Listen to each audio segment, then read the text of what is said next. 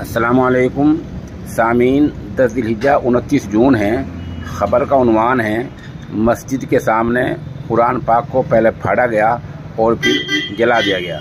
इन्ना लिल्लाहि व इन्ना इलैहि राजिऊन।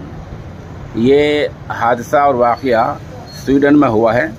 स्वीडन देश में कल त्यौहार के दिन, वहाँ त्यौहार कल था, बकरीद ईद उल अज़हा कल थी, तो ऐन त्यौहार के दिन मस्जिद के सामने कुरान करीम जलाया गया है।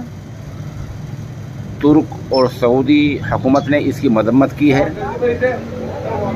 जबकि मराकश ने अपना सफ़ीर वापस बुला लिया है। बताया जा रहा है कि स्वीडन में ऐसा कानून है कि अगर कोई पुलिस से इजाज़त ले ले तो इस तरह मजहबी किताबों को जला सकता है।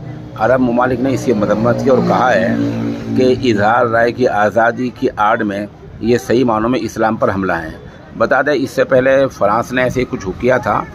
उस वक्त अरब ममालिक ने फ़्रांस का बायकाट कर दिया था और बायकाट माशी इकोनॉमिक बायकाट किया था।